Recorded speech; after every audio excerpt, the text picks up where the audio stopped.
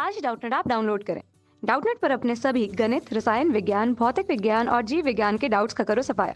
बस प्रश्न की फोटो खींचो, एक ही प्रश्न को क्रॉप करो और तुरंत वीडियो सोल्यूशन पाओ। अभी डाउनलोड करें। हेलो गाइस, हमारा क्वेश्चन है कि वात्या भट्टी का स्वच्छ नामांकित चित्र बनाइए। ठीक है, तथा इसमें कॉपर पायरेट के भर्जन में होने वाली रासायनिक अभिक्रियाओं का समीकरण देना है। तो सबसे पहले हम वात्या भट्टी का नामांकित चित्र बनाते हैं। देखो, ये हमारी वात्या भट्टी है। ठीक, इसके बारे में आपको एक बेसिक पहले मेजरमेंट देता हूँ, फिर उसके बाद इसके नाम बताएंगे। सबसे पहले बेसिक मेजरमेंट में इसकी लंबाई की बात करते हैं। इसकी लंबाई लगभग 25 मीटर से 60 मीटर तक होती है। ठीक है, और जो चौड़ाई होती है वो लगभग 8 मीटर तक होती है। ये इसके बेसिक मेजरमेंट है।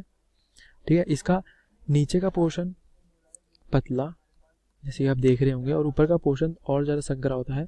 बीच में से काफ़ी चौड़ी होती है। ठीक, चलिए अब इसके कंपोनेंट की तरफ पढ़ते हैं। ये जो आप ऊपर का पोर्शन देख रहे हैं इसे हम हॉपर बोलते हैं। हॉपर, इसका नाम है हॉपर। और जो नीचे का पोर्शन आप देख रहे हैं ये पूरा, ये हमारा बेस कहलाता है। ठीक, ये हमारा बेस कहलाता है। इस बेस में 2 जाड़ लगे होते हैं, एक ठोस अपशिष्ट के लिए और एक कच्चा लोहा, मतलब कोई भी धातु। यहाँ कच्चा लोहे का एग्जाम्पल ले रखा है।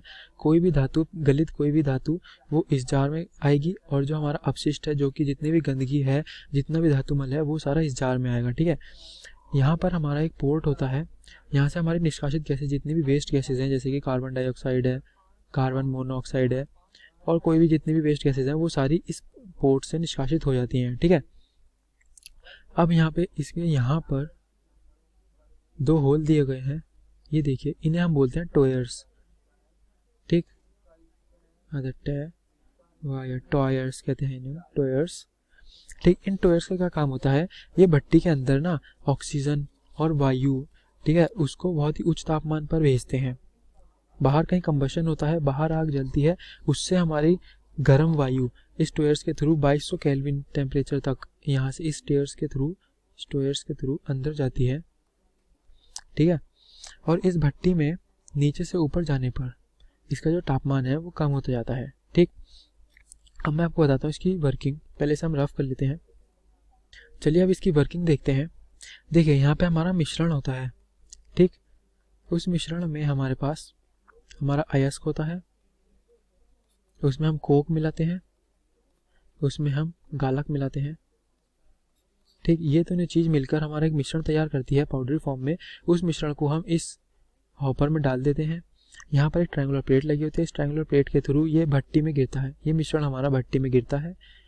ठीक, और नीचे से हम इसमें हवा को प्रवाहित करते हैं 2200 डिग्री केल्विन।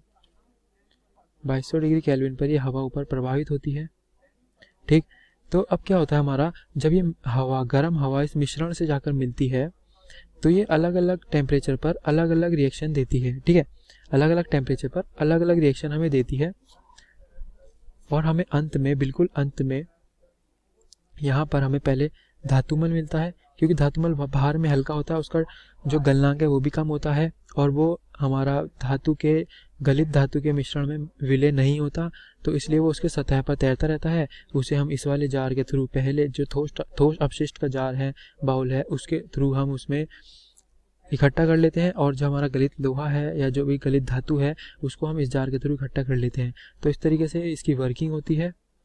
और ये यहाँ पर अग्नि सह ईंटें लगी होती हैं। अग्नि सह ईंटें लगी होती हैं, ये हमारी अग्नि सह ईंटें हैं। इनका क्या काम होता है कि ये बाहर की एनर्जी को अंदर नहीं आने देती, ऊष्मा को अंदर नहीं आने देती और अंदर की ऊष्मा को बाहर नहीं जाने देती। ठीक है, बाहर से और अंदर से ऊष्मा का आदान प्रदान रोकती है। तो इसकी वर्किंग थी। चलिए हम अपने दूसरे क्वेश्चन की तरफ बढ़ते हैं, आगे क्वेश्चन के दूसरे पार्ट की तरफ। इसमें क्या कहता है कि कॉपर पायराइट जो है हमारा, उसके भर्जन में होने वाली रासायनिक अभिक्रियाओं का समीकरण देना है। ठीक, अब हम चलते हैं कॉपर पायराइट के भर्जन की तरफ। तो कॉपर पायराइट का जो फॉर्मूला होता है वो होता है हमारे पास CuFeS2। ठीक, इसे हम बोलते हैं कॉपर पायराइट।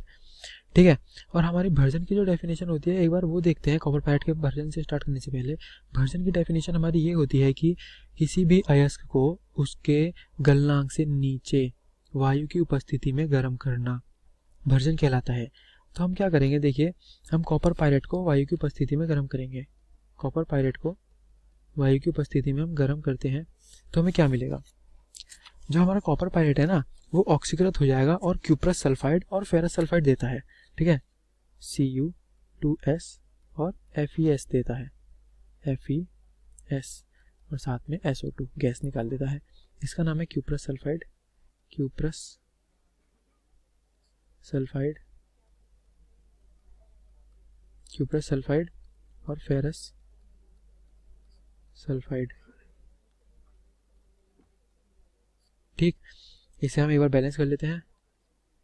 2 कॉपर ये रहे और उसके बाद ऑक्सीजन और 2 Fe ये रहे। ठीक, ये बैलेंस हो गई है। ठीक है, अब क्या होता है कि जो क्यूप्रस सल्फाइड और फेरस सल्फाइड है ना, ये हमारा जो क्यूप्रस सल्फाइड है,